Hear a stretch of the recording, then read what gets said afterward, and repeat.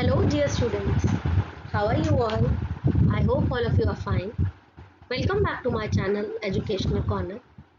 As you are aware that we have completed Chapter 4, Electricity, Magnetic and Heating Effects from our Science Curiosity book of Standard 8.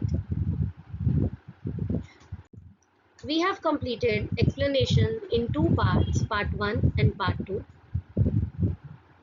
wherein we have learned about electric current, that electric current has different effects. We have learnt about its magnetic and heating effect, how we can prepare electromagnets, then how lifting electromagnets they are useful. Then we have learnt about various kind of batteries, then various kind of cells, dry cell, voltaic cell, and lithium cell, and rechargeable batteries. So today we are going to start with the summary and the question answers of this chapter. Chapter 4, Electricity, Magnetic and Heating Effects, Summary and Question Answers. Snapshots. Here we are going to talk about the summary of the chapter. When electric current flows through a conductor like a wire, it produces a magnetic field around it. This phenomenon is known as magnetic effect of electric current. So magnetic effect क्या होता है? जब भी electric current जो है वो किसी भी कंडक्टर से, फॉर एग्जांपल यहाँ पर है वायर से फ्लो होती है, ठीक है, और वहाँ पर उस एरिया को मैग्नेटिक फील्ड में कन्वर्ट कर देती है. It is called magnetic effect of electric current. A current carrying coil that behaves as a magnet is called electromagnet. So ऐसी कॉइल जिसके अंदर करंट हो और जो मैग्नेट की तरह बिहेव करे उसे हम बोलते हैं electromagnet. For practical applications, most electromagnets have an iron core to make them stronger. So ज़्यादातर जो electromagnets होते हैं उनके साथ क्या होता है कि आयरन की कोर होती है, लोहे की कोर होती है, जिससे उनको और electromagnets को strong बनाया जाता है.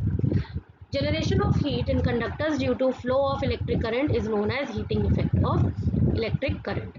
So heating effect of electric current is what? It is when the heat is generated in conductors.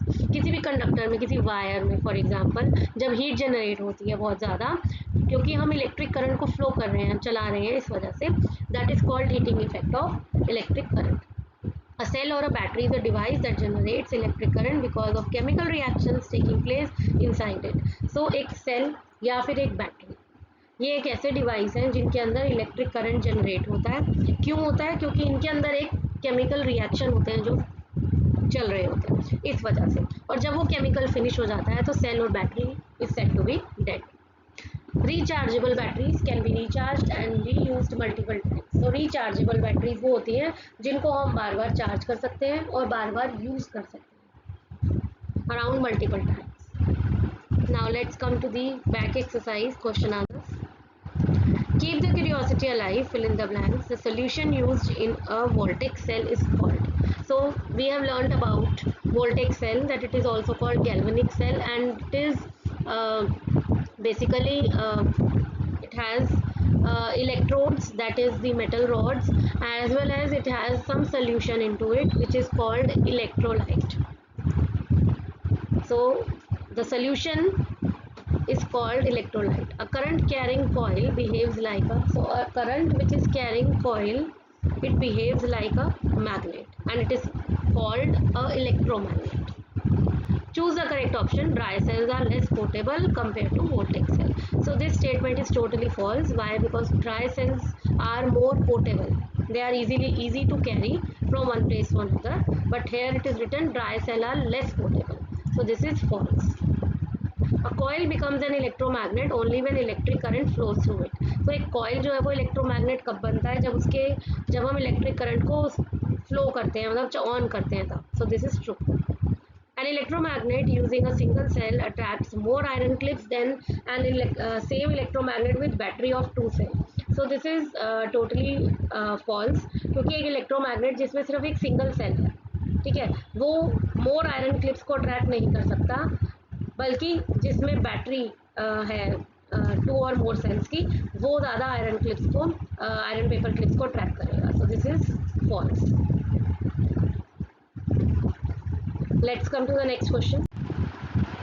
An electric current flows through a nichrome wire for a short time. The wire becomes warm. A magnetic compass placed below the wire is deflected. Choose the correct option. First is correct, only second is correct, both 1 and 2 are correct, both 1 and 2 are not correct. So एक electric, अगर हम electric current flow करें nichrome wire से थोड़े time के लिए, तो क्या होगा? क्या वो वायर गर्म हो जाएगी या फिर मैग्नेटिक कंपस जो है वो डिफ्लेट हो जाएगा? So in this case both the options here they are correct. The wire will become warm, wire भी गर्म हो जाएगी और मैग्नेटिक कंपस भी डिफ्लेट हो जाएगा. Match the items in column 1 with those in column B. Column A and column B. Voltaic cell, electric iron, nichrome wire, electromagnet. So voltaic cell, it generates electricity by chemical reactions which take place in this cell. So you'll write number 1 here. Electric iron, it works on the heating effect of electric current. Nichrome wire is best suited for electric heater. Electromagnet, it works on the magnetic effect of electric current. So this way you have to do this, match the columns.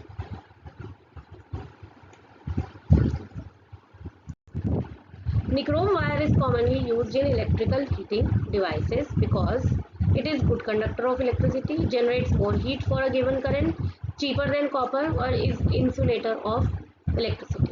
So nichrome wire को क्यों use किया जाता है electrical devices में, heating devices में? क्या ये electricity का गुड कंडक्टर है इस वजह से, या ये मोर हीट जनरेट करता है गिवन करंट में, या ये कॉपर से सस्ता है इसलिए, या फिर ये एक इंसुलेटर इलेक्ट्रिसिटी का? So here the correct answer is generate more heat for a given current. Electric heating devices like an electric heater or stove are often considered more convenient than traditional heating method like burning firewood or charcoal. Give reasons to support the answer. So electric heating device जैसे electric heater या stove, ये जो होते हैं इन ये more convenient है. क्यों? Burning firewood और चारकोल से.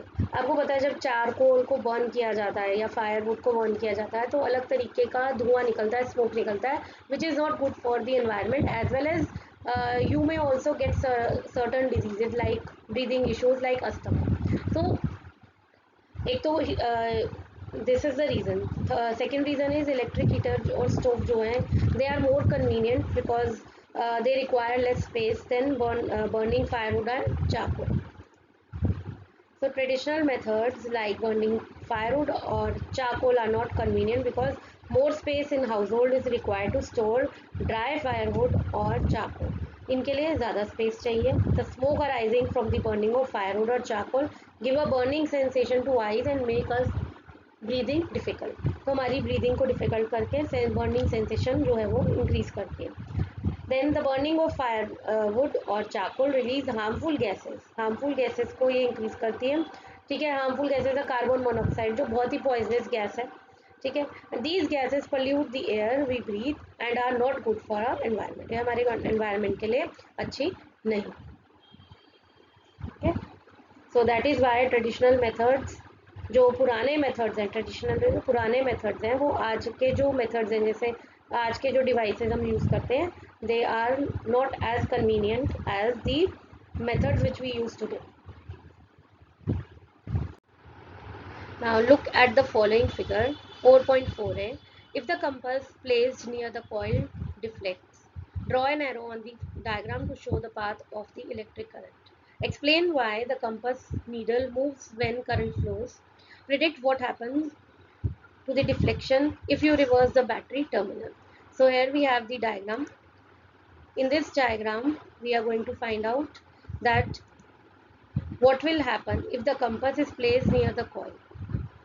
Okay, now the current, we have to draw the arrows over here to show the path of electric current. So the current will flow from positive terminal. This is the positive terminal shown in the diagram. So the current will flow from the positive terminal to terminal A. Okay, terminal A, which is a coil, then it will pass on to B, and then it will move to the negative terminal of the cell.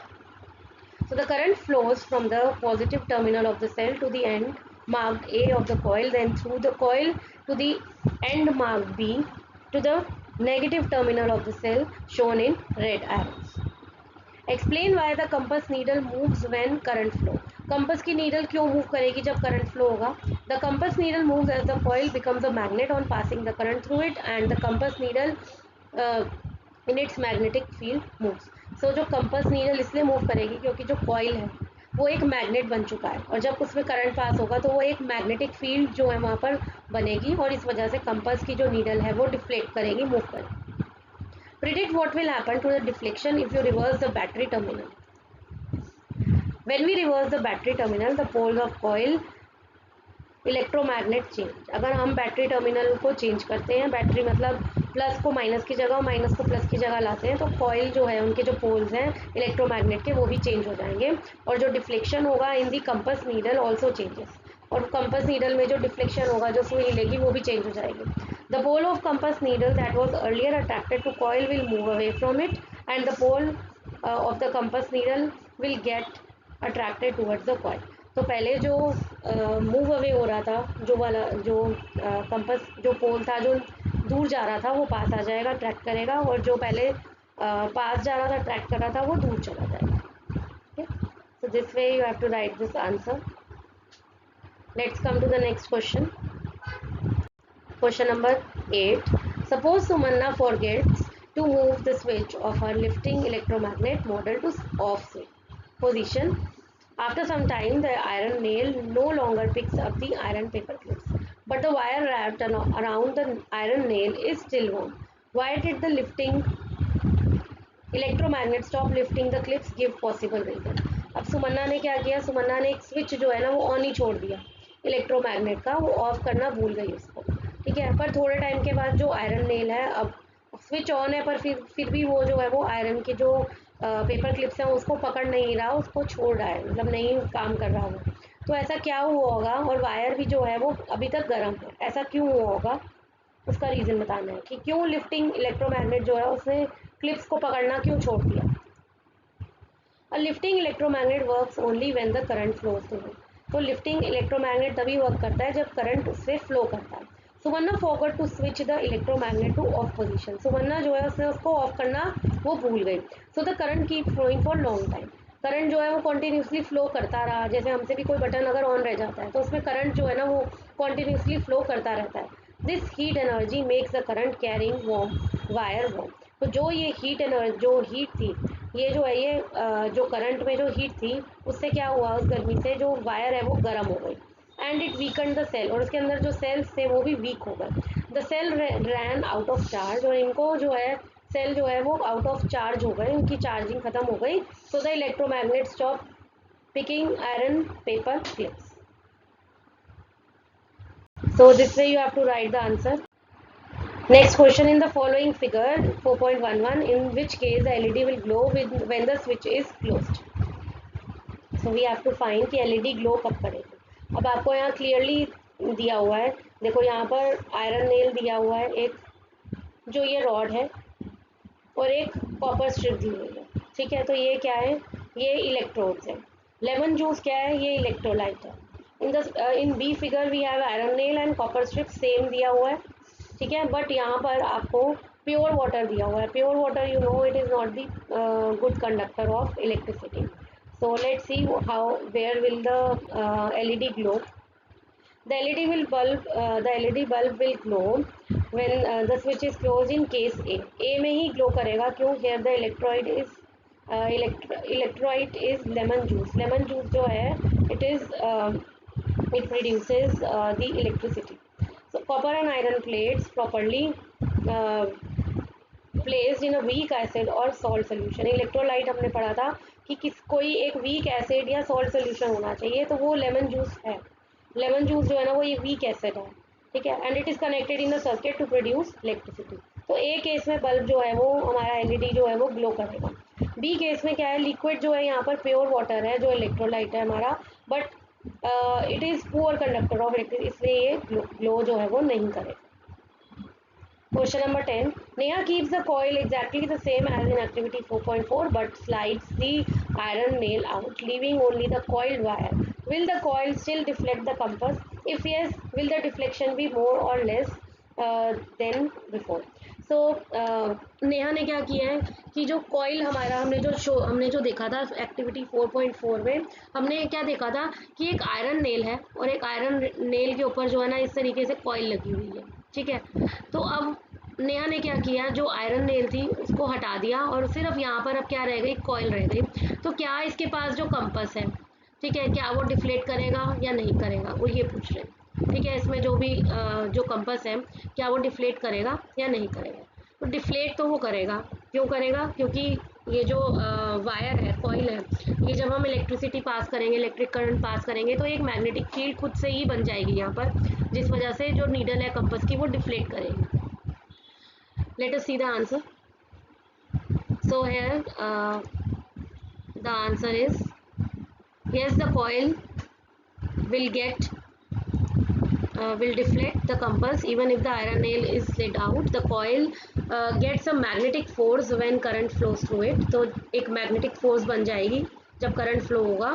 तो if iron nail is inserted inside the coil, अगर iron nail उसके अंदर रहता तो उसकी magnet की strength बढ़ जाती, बट ड्यू टू कि उसने आयरन नेल निकाले तो उसकी स्ट्रेंथ जो है वो कम हो जाएगी, इसलिए डिफ्लेक्शन जो है वो बहुत कम होगा। Deflection in the compass will be less when Neha slides the iron nail out due to less strong electromagnet form by the coil. तो डिफ्लेक्शन जो है वो पहले से कम होगा।